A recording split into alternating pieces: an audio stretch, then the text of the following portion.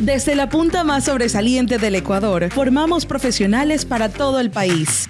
Los programas de maestría de la Universidad Estatal Península de Santa Elena UPCE están disponibles para ti estés donde estés. Maestrías de calidad, docentes de primer nivel y modalidades que se adaptan a tu ritmo de vida. Ingresa a www.upce.edu.es/posgrado. Síguenos como @posgradoupce. Posgrado UPCE, crece sin límites. Saludar primero a Alberto Franco, que está con nosotros esta mañana. Alberto usualmente sale en el diálogo de la segunda emisión, pero es compañero de diálogo y de la radio. ¿Cómo estás, Alberto? Gusto de saludar. Muchas gracias, Eduardo. Gracias, me encanta compartir contigo. De igual manera. Y aquí estamos pues en esta entrevista que se ha planificado con el licenciado Lenín Moreno, expresidente de la República, personaje de grata recordación y a quien yo particularmente le guardo un afecto muy especial. Yo también, y el pueblo ecuatoriano. Hoy, casualmente ayer, en el diálogo hablamos largamente de todo su trabajo y su legado. Presidente Lenín Moreno, qué gusto de saludarlo. ¿Cómo está usted? Bienvenido. Gracias, buenos días. Buenos días. A ti, un saludo afectuoso a Alberto y gracias por la entrevista, como le decía hace un momento. Estoy a las órdenes para contestar acerca de los temas que ustedes desean tratar. Presidente Lenín Moreno, alguna vez me comentaba usted, ¿no?, algo que es real, que a los presidentes, le decía yo que a los presidentes los juzga la historia. Y al pasar de los años, cada día más que sucede y que pasa, la gente comenta que usted hizo un buen trabajo y que logró darle libertad al Ecuador. Yo, que juzgo que la cosmovisión que ganó esta elección, aparte de la fuerza del presidente Noboa, es una cosmovisión por la libertad, por la democracia, por las libertades de expresión, de pensamiento, todas las demás. Usted me decía siempre que lo que llamaban articular, usted no articulaba porque daba libertad. Mirando hacia atrás, ¿hizo bien presidente Lenín Moreno o no hizo bien? Bueno, que haya hecho bien o mal, creo que el que tiene que juzgar es el pueblo ecuatoriano. Pero allí, perdóname hacer una observación personal. Por favor. En algún momento, el político ecuatoriano, expresidente de las cámaras de la producción, Blasco Peña Herrera, hijo de un distinguido ex vicepresidente de la República, me manifestaba: presidente, me decía, ¿cómo quiere que le recuerde la historia? Y yo le decía a Blasco: ¿quién te ha dicho que quiero que me recuerde la historia? Y le decía: te quiero explicar un poco el tema para no sonar excesivamente duro. Ojalá nos olvidaran. Ojalá nos olvidaran y pudiéramos volver a comenzar más o menos cuando utilizábamos el cuaderno nuevecito, el libro muy nuevo en nuestra colegiatura, y poder volver a arrancar, con mucha experiencia, pero volver a arrancar, con esa experiencia que se enriquece bastante más con los años y poder aportar bastante más a ello. Hago otra opinión con respecto a una frase que tú has dicho. El momento en que manifestabas, devolvió la libertad. No, Eduardo, no, Alberto. Yo no devolví la libertad. El pueblo ecuatoriano es libérrimo de manera permanente. Hay momentos oscuros dentro de ese ejercicio de la libertad, pero los líderes ocasionales, como fue mi caso, y como debe ser el caso de todos los presidentes de la República, para evitar las dictaduras perpetuas, para evitar esos señores que se creen dueños absolutos de un sillón presidencial o de un trono como en una monarquía y que deben ordenar los destinos de un pueblo de manera permanente. Los líderes ocasionales, decía, como en mi caso, no hacemos la historia. Lo único que hacemos es acelerar o retrasar los procesos históricos.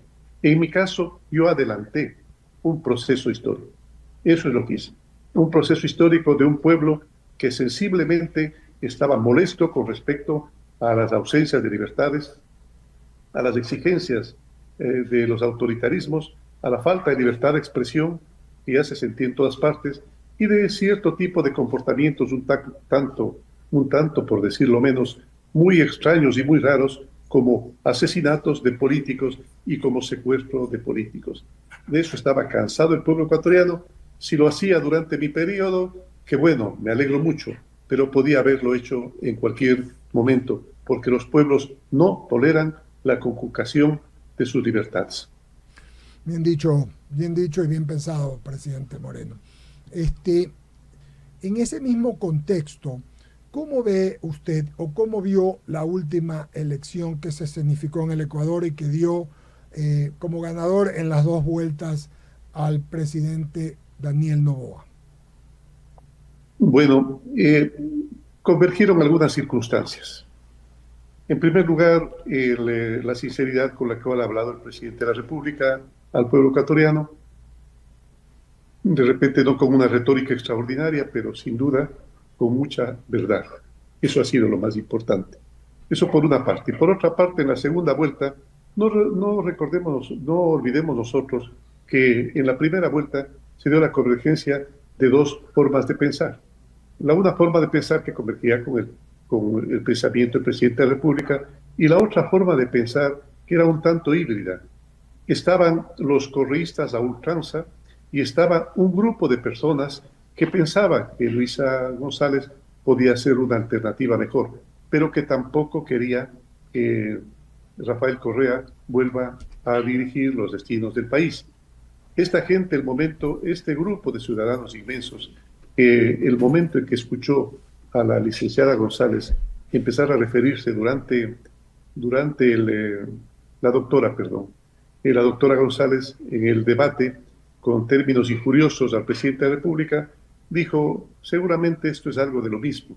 Y esto se vio ratificado por la bocaza, por esa boca grande que suelen tener los políticos de la llamada Revolución Ciudadana, como el caso de Patiño, como el caso de Correa, como el caso de Arauz, como el caso de, lastimosamente, la misma candidata a presidenta, que empezaron a distorsionar cierto tipo de conceptos y defender, por ejemplo, la dictadura de Venezuela, defender la posibilidad de una desdolarización, la cual está bastante arraigada en el pueblo ecuatoriano, no la desdolarización, sino la dolarización, porque eso ha defendido, sin duda alguna, la capacidad adquisitiva del pueblo ecuatoriano y le ha impedido que esos saltos críticos que se daba antes con las inflaciones permanentes. Todo eso, y por supuesto, pues las exposiciones que hacía el candidato a vicepresidente Borja de lo que podía ser una desdolarización programada o con algún matiz especial. Eso al pueblo ecuatoriano bajo ninguna circunstancia le agradó, y ese espacio importantísimo de casi un 5, 6, 8% de ecuatorianos decidió abandonar su voto por la doctora González y sumarse a un voto mayoritario del pueblo ecuatoriano. Licenciado, muy buenos días. Alberto Franco lo saluda. Alberto, ¿qué tal? Usted, como un hombre que transitó originalmente en sectores de izquierda, luego vio el paso que ocurrió en el país a través de su accionar, viéndolo el contexto de lo que está ocurriendo en América Latina, con Colombia, con Venezuela, el viraje que tiene Chile, ¿usted cómo ve esta que se llamó, se temió, se tuvo en un momento dado, esta confrontación de izquierda con derecha, que yo no me atrevo a decir que es una confrontación de izquierda con derecha, yo me atrevería más bien a afirmar que es un cambio en la sintonía de la gente con la vida? ¿Usted qué piensa, Lenín? Tiene bastante que ver con aquello, Alberto, y tú muy inteligente así lo has manifestado. La confrontación es una confrontación ideológica que tiene bastante que ver con el ofrecimiento que hace una nueva ideología política sobre la antigua filosofía política, que lo único que puede ofrecer es hacer algo muy parecido a lo mismo, porque esa es su forma de pensar. La nueva ideología política del socialismo lo que hizo es hacer creer a la gente, porque vende muchas ilusiones, y muchas ilusiones que venden humo también. Hacerle creer a la gente que se puede bajar el paraíso a la tierra, de que se puede planificar todo centralizadamente y que los seres humanos pueden ser colaboradores permanentes de un proceso en el cual a lo mejor, del cual a lo mejor no se apropian ni siquiera de lo que pueden adquirir, y eso parece que molestó a la gente y por eso desechó en algún momento, en el año 90, mediante el derrumbamiento del muro de Berlín, desechó las ideas socialistas. Pero claro, esas ideas socialistas no habían muerto. Hace un momento en otro medio de comunicación había manifestado, había recordado una frase de Hamlet, del Hamlet de Shakespeare, en la cual, refiriéndose al rey que había sido asesinado en un contubernio entre su esposa y el hermano del rey, para apropiarse del gobierno, él decía: el muerto, los cadáveres que tú enterrasteis gozan de muy buena salud, decía. Los políticos y las ideologías políticas nunca mueren, lo que sí vuelven es remozadas, y eso es lo que hizo el comunismo y el socialismo, por lo menos en América, regresó remozada. Al principio con el Foro de Sao Paulo, que prácticamente fue algo de lo mismo, no pegó en absoluto a la forma de pensar, de actuar y de concebir de los pueblos ecuatorianos, de concebir la política de los ecuatorianos y latinoamericanos, y la desechó inmediatamente, porque estaba además hecha por las tendencias ortodoxas de ese socialismo caduco. Y eso por una parte. Entonces, como desechó, como vieron el fracaso de ello, inmediatamente hicieron una nueva invitación al llamado Foro de Puebla, en el cual sí regresaron con ideas renovadas con respecto a la religión, con respecto a los gestores de la independencia, porque recordará usted que antes a los gestores de la independencia se los trataba de esclavistas, de aprovechadores, de la burguesía de ese tiempo, y para de contar, y nada más, nada en especial. Y a la religión, pues por supuesto, era el opio del pueblo. Pero de repente, como que al apuro, se leyeron algo de la historia de los países, en el caso de los ecuatorianos, de la historia de Ecuador. Al apuro se leyeron la Biblia y enseguida empezaron a recitar de memoria ciertas frases de Cristo, ciertas frases de San Pablo, de San Agustín, etcétera, etcétera, y también frases de los héroes de la independencia, con los cuales empezaron a congraciarse, y por una parte, y por otra parte, hasta graciosamente, tratar de saber exactamente cómo era el rostro de Bolívar, que era una de las obsesiones del presidente fallecido Hugo Chávez, saber cómo era el rostro de Bolívar. Perdóname, Alberto, ¿a ti te interesa saber cuál era el rostro de Cristo? ¿Te interesa saber cuál era el rostro de Bolívar? ¿Te interesa saber cuál era el rostro de los gestores de la independencia? A mí no. A mí lo que me interesa son las ideas y la lucha que trajo sin duda alguna sustanciales transformaciones en los países, en el mundo en general y en los países en particular. Entonces ese Foro de Puebla empezó a recitar de memoria cierto tipo de frases de gente vinculada a la religión o vinculada a la heroicidad y la independencia de los pueblos. Entonces, claro, impactó en el pueblo.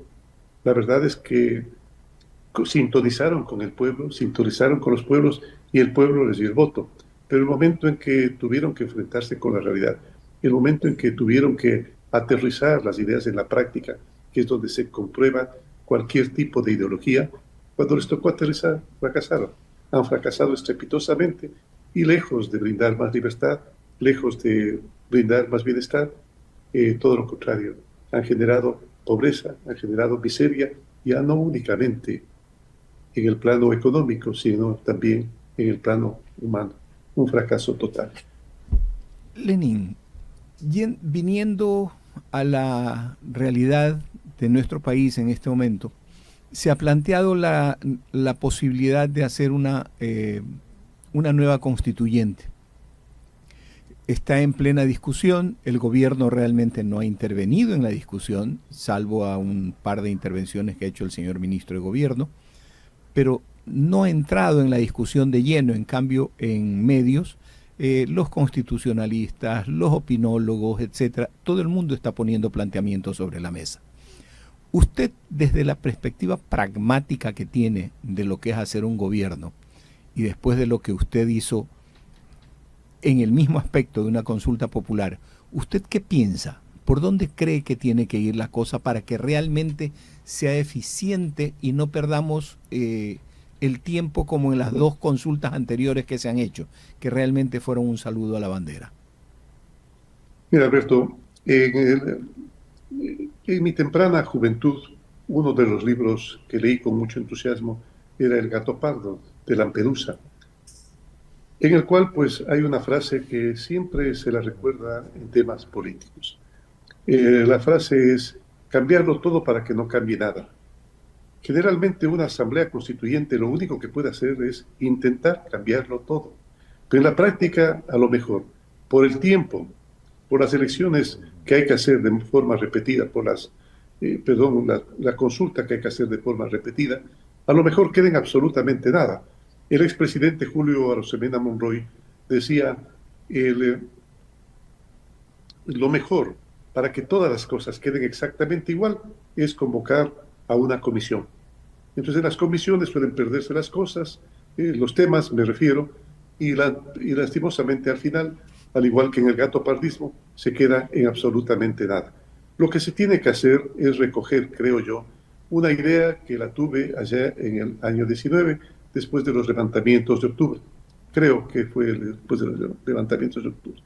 Yo presenté a la Corte Constitucional un pedido de hacer una consulta, en la cual se consultaba acerca de la institucionalidad del Ecuador, que había caído tan en deterioro, que había sido tan maltratada y tan apropiada a lo corsario por parte del presidente de turno.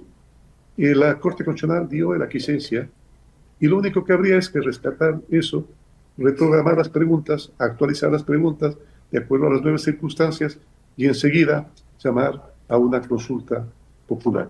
Yo creo que no hace falta una asamblea constituyente. Esa asamblea, por ejemplo, esa consulta popular hablaría acerca de la eliminación de ciertas instituciones que poco o ningún servicio le han prestado al país, como el caso del Consejo de Participación Ciudadana y Control Social. Y por otra parte, la composición de funciones, como el caso de la función legislativa, que ya no estaría, creo yo, compuesta por tantos asambleístas tan variopintos y tan propensa a encontrar aquellos salteadores de temas constitucionales, los cuales hacen una mayoría en más de una ocasión escabrosa y que no ayudan a solucionar los grandes problemas del país. Este nuevo Congreso estaría compuesto por una Cámara de Senadores y una Cámara de Diputados. La Cámara de Senadores creo yo que debería tener un representante, un senador por cada provincia, personas de mayor edad, con más experiencia, que tengan bastante más que pensar, que haber pensado y haber actuado dentro de la política ecuatoriana, dentro de la política, dentro de la economía, dentro de la sociedad ecuatoriana. Y por otra parte, un grupo de diputados no tan grande como el actual, de repente no rebasaría más de los 60 o 70, en los cuales estén representados, allí sí, la cantidad de personas que habitan dentro de una provincia. Entonces ya sería un tema demográfico, básicamente. El otro sería un tema de la experiencia. La experiencia, si bien en más de una ocasión encontramos que algunos jóvenes la encuentran innecesaria, yo creo que no, que todo lo contrario. Que el haberse golpeado, que el haber disfrutado de satisfacciones y haberse golpeado en ciertas circunstancias de la vida ayudan a colaborar con algo. A la experiencia hay que tenerle por lo menos respeto. Presidente Lenín Moreno, saludándolo una vez más, comentándole a la audiencia del canal de YouTube de I99 y I99 TV y I99 FM, conversando con el presidente Lenín Moreno. Lo que usted dice es muy real, porque así fue la consulta de los 7x7. Posterior a ello, y ya habiendo terminado funciones, el Consejo Transitorio, que fue el Consejo Transitorio, me refiero de Participación Ciudadana, un grupo de ciudadanos, bajo la idea de Julio César Trujillo, entre los que estaban Pancho Huerta, Enrique Ayala Mora, Rosalía Arteaga, Pablo Dávila, Rafaela Mendoza, de los que me acuerdo, Hernán Pérez Luz, llevaron adelante un proyecto, presidente, de llevar una consulta popular para terminar con el Consejo de Participación Ciudadana. Y se llenaron todas las fases. Las firmas primero, faltaron algunas, y algunas no estaban bien, lo devolvieron, la Corte Constitucional, el TCE, y llegó a la Asamblea. Y en la Asamblea se pusieron de acuerdo los legisladores en los que usted tenía mayoría y los que sabemos, y lo tiraron abajo. Históricamente, ¿esto fue un error, presidente? Claro que es un error. Claro que es un error porque el tiempo es un factor importante dentro de las decisiones de las personas y unas decisiones de los pueblos en términos generales. Yo creo que una asamblea constituyente, como han dicho ya algunas personas doctas en el tema, como el expresidente Hurtado o el doctor José Chalco, o como Orlando Amores, ellos han manifestado que esa constituyente no duraría menos que de 2, 3 o 4 años, lo cual daría paso a que pierda vigencia, a que la gente se despreocupe de ella y de repente sea tomada por un grupo de salteadores que haga lo que le dé la gana con esa nueva constituyente y con la nueva constitución que a lo mejor vendría de ella. Yo pienso que una consulta, a lo mejor para pulir temas con la Corte Constitucional, e inmediatamente una consulta al pueblo ecuatoriano, lograría sintonizar con el pensamiento del pueblo ecuatoriano en este momento. Después de 2 o 3 o 4 años, el pensamiento puede y suele variar. Entonces es mejor hacerlo de manera oportuna. Lastimosamente un expresidente no tuvo esa capacidad de generar esa oportunidad, de aprovechar, más dicho, la oportunidad, y hoy la consulta se le tiró al piso. Entonces, vamos a ir, Alberto y presidente Lenín Moreno, digamos así, confluyendo en que podría, sin necesidad de ir a una constituyente, validarse algunos hechos mediante una consulta popular e ir con ella directamente, luego a los pasos que se generan, que es el TCE, la Corte Constitucional, luego vuelve a la Asamblea y después va a una consulta popular, me refiero, ¿no? Sí, así es. Y sería mucho más rápido y actual, ¿no? ¿Verdad? Y no dejar mucho tiempo, porque concretamente usted me dijo alguna vez, decía, que el tiempo pues es tan rápido y cuánticamente más todavía, pues entonces entonces podríamos avanzar. Presidente Lenín Moreno, el Ecuador ha vivido una suerte de tristeza por todos los problemas que hemos tenido por la delincuencia. Me consta que los gobiernos que pusieron la cara, unos más que otros, pero todos han luchado contra ella. Pero es insuficiente. ¿Qué hacemos para devolverle la paz? Me decía César Ulloa, querido amigo nuestro, el otro día en una entrevista, el pueblo ecuatoriano siempre fue de confiar, querendón, confiaba decente. Ahora nadie confía en nadie, todos están preocupados, todos miran a un lado o al otro. ¿Qué hacemos para volverle a dar paz social y quitar el miedo social que tiene el pueblo ecuatoriano? Bueno, en primer lugar, por parte del presidente, por parte de las autoridades, procurar satisfacer las necesidades más básicas de los ecuatorianos y dar el bienestar que todos queremos.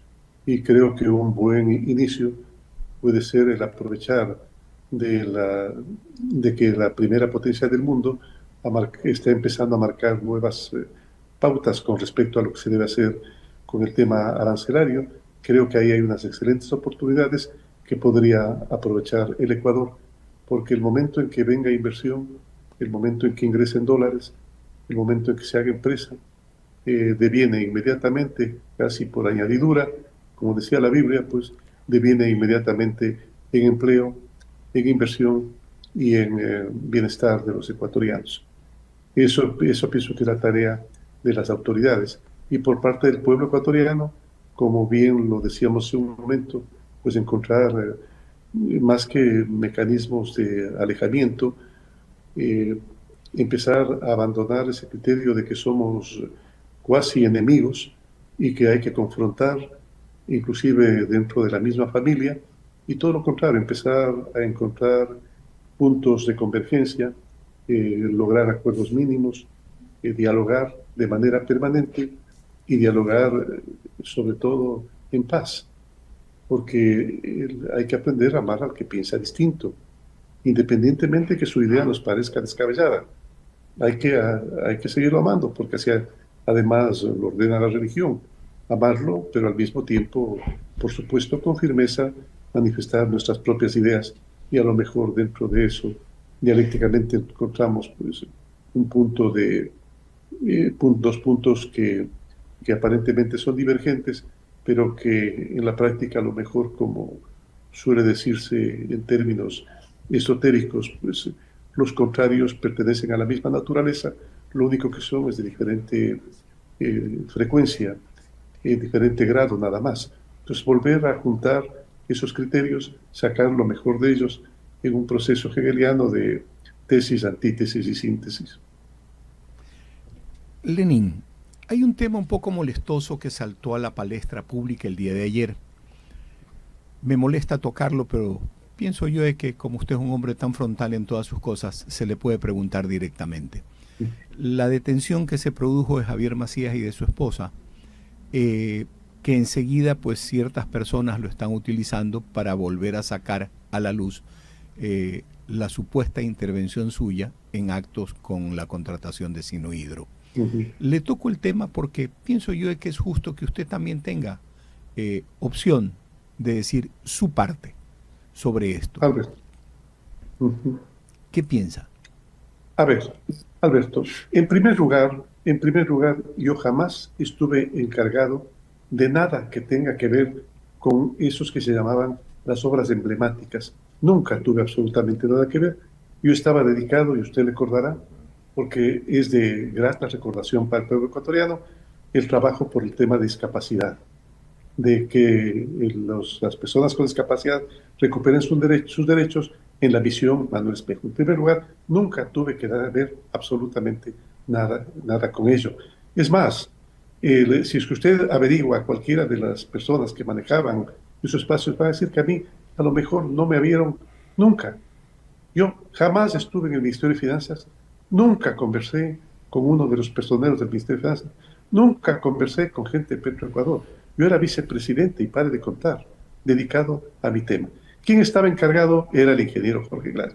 Él es el que llevó adelante los proyectos. Él obtuvo el financiamiento, él trató el financiamiento, inclusive recuerdo yo en el 2010 con el presidente Xi Jinping allá en China, y ellos fueron los que inauguraron la obra junto con el presidente Xi Jinping y el presidente Rafael Correa. Ellos inauguraron la obra. Ellos inauguraron la obra, la cual apenas me posesioné, desnudé las deficiencias que tenía. Entre esas las fisuras. Si mal no recuerdo, más de 10.000 fisuras. E inmediatamente procedí a hacer la denuncia a nivel internacional, que en el tiempo, coincidió en el periodo del presidente Lasso, la sentencia salió a favor de Ecuador y Sinohydro tiene la obligación de resarcir económicamente o técnicamente aquello en lo cual erró.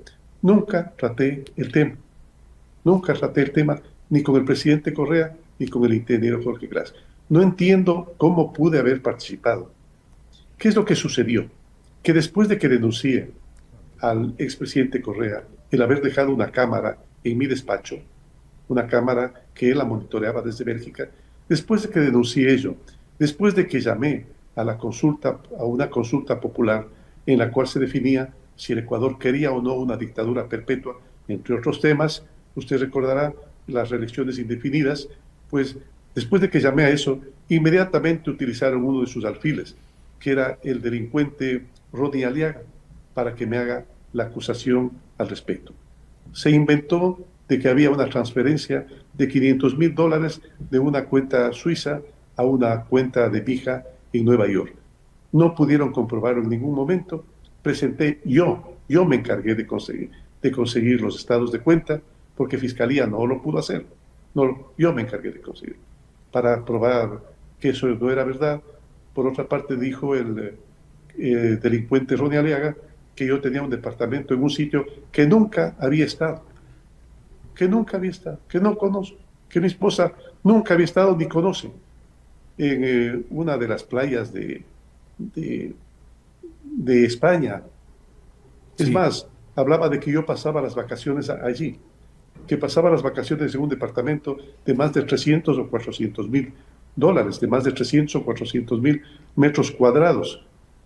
Y en la práctica nos encontramos, cuando fue el embajador de Ecuador a verificarlo, se encontró con que mi silla de ruedas no pasaba siquiera al baño. O sea, para que usted vea el craso e inmensa infamia que se trató de cometer contra mí. Yo estoy tranquilo, he presentado a Fiscalía todas las pruebas, soy un amante casi incondicional de la institucionalidad y no voy a ser yo quien la violente. He sabido respetarla, he sabido seguir y dar respuesta documentada de todas las preguntas que me ha hecho Fiscalía. Por mi parte, me parece perfecto claro. que usted pueda aclarar el tema, porque persisten algunas personas en establecer una relación entre ustedes, Javier Macías, la señora, etcétera, pero no. eso ya lo hemos sabido. Sí hay una relación. Y de allí es donde extrajeron, claro, como encontraron una que otra foto en la cual estábamos reunidos socialmente con un grupo de personas, entre los cuales se encontraba María Auxiliadora y Javier. Yo a María Auxiliadora le conozco desde niña. Le conozco desde niña. Porque cuando mi padre era senador de la República, Conto Patiño, el padre de María Auxiliadora, también era, no recuerdo si senador o diputado. No me acuerdo si fue presidente de la Cámara de Diputados también. Y claro, nos reuníamos. Ellos se reunían con frecuencia en ciertos sitios de las afueras de la ciudad, en las propiedades de algunos de los congresistas. Y claro, ahí también convergía la presencia de los hijos de Conto Patiño, entre los cuales María Auxiliadora era la persona con la cual yo hice una buena amistad. Es una mujer extraordinaria, de un muy buen corazón, siempre haciendo obra social, pero lo demás ya es cuestión de lo que las preguntas y las consultas y las pruebas que presente Fiscalía. Yo lo que he sabido ahora es que hicieron, que representaban a la compañía Sinohydro y que construyeron, y que esa compañía Sinohydro hizo la represa de Coca-Cola Sinclair. De forma particular, lo vuelvo a decir, no tuve absolutamente nada que ver al respecto, sino alegrarme de que el pueblo ecuatoriano tenga una obra, al igual que te alegraste tú, Alberto, tú, Eduardo, se alegraron de que haya una nueva obra que prometía una buena dotación de energía eléctrica para el Ecuador. Gracias, presidente. Mi querido presidente, se nos está yendo el tiempo. Quería volver a testimoniar, usted sabe que pero lo comprometemos, Alberto, para en una nueva oportunidad poder hablar de diferentes temas. Hoy hemos hablado de la constitucionalidad, de la constitución, de la constituyente, de las enmiendas, del tiempo. Hemos terminado de hablar algunas cosas. Los militares dicen, hemos paneado parte del territorio. Lo comprometo para volverlo a hacer. Y le agradezco mucho su gentileza y amabilidad de poder... Encantado. Gracias, Alberto. Gracias, Eduardo. Un gran abrazo, presidente Lenín Moreno. Saludos a usted y a su familia en su casa. Y hasta siempre. Hasta siempre, presidente. Gracias. Muy bien, ahí estuvo Alberto, el presidente Lenín Moreno. No habíamos tenido la oportunidad de conversar con él hace tiempo, pero gracias a tu gestión, Alberto, se pudo dar. Y hay preguntas que pueden ser incómodas, pero hay que hacerlas. Eso es parte de nuestro trabajo. Así es. Y me pareció muy interesante, sobre todo el tema del tema constitucional, de la asamblea. Mira que comienza a coincidir, ¿no? Mira cómo cambian las cosas. Todos estábamos con la onda de la asamblea constituyente. Ahora todos hablamos de la enmienda. Incluso esas reformas de las que él habla las llevó adelante el Comité de Reinstitucionalización. Así están los que yo dije: Pancho Huerta, Pablo Dávila, Hernán Pérez Luz, Enrique Ayala, Rosalía Arteaga, Rafaelita Mendoza. Había una gallada allí. Y eso, cuando fue a la asamblea, los que eran pero enemigos a muerte, el correísmo y el leninismo, se pusieron de acuerdo para no terminarlo. ¿Qué estaba allí para no llevar adelante la consulta en la que se había podido ganar o perder? Pero hubiera sido, la época y el momento era extraordinario. ¿Qué cosas decía? Por ejemplo, eliminar el Consejo de Participación Ciudadana, darle a la Fiscalía autonomía, es decir, quitarlo de la égida de la Judicatura, como está hoy día. Claro. A hacer bicameral el Congreso, hacer bicameralidad, que a mí y a ti nos parece, creo que es necesarísimo. Sí. Bajar el número de asambleístas, me parece que entonces eran 130 y pico, ahora eran entonces a 70 o 80, o sea, era la mitad. Y algunas cosas más de las que no recuerdo, pero era recontra bueno. Y estoy seguro, porque tú me comentaste el otro día, que también hay otros asuntos a niveles de enmienda que podrían juntarse en una sola, resolverlo, y si queremos después de eso ir a una constituyente, pero primero hagamos lo que está más rápido, avanzarlo de una vez. ¿Qué dices? Lamentablemente tenemos un grupito de 68, 70 de que no sabemos cómo van a reaccionar. No, pues ya sabemos, dijeron que son la resistencia. ¿Tú te acuerdas las resistencias que habían antes en los radios, en las televisiones, en las pilas? Que era un filito, era como una telita. Y se rompía fácilmente. Se rompe fácilmente. La seguridad que la resistencia no es aceptable. No va a durar mucho. No va a durar.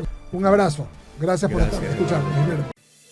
Estudia una maestría en la Universidad Estatal Península de Santa Elena, UPCE. Elige entre 25 programas de posgrado diseñados para profesionales como tú. Aprovecha hasta un 50% de descuento en matrícula y transforma tu futuro. Excelencia académica, docentes expertos y modalidades que se adaptan a tu ritmo de vida. Síguenos en redes sociales como @posgradoupce. Ingresa a www.upce.edu.es/posgrado. Posgrado UPCE, crece sin límites.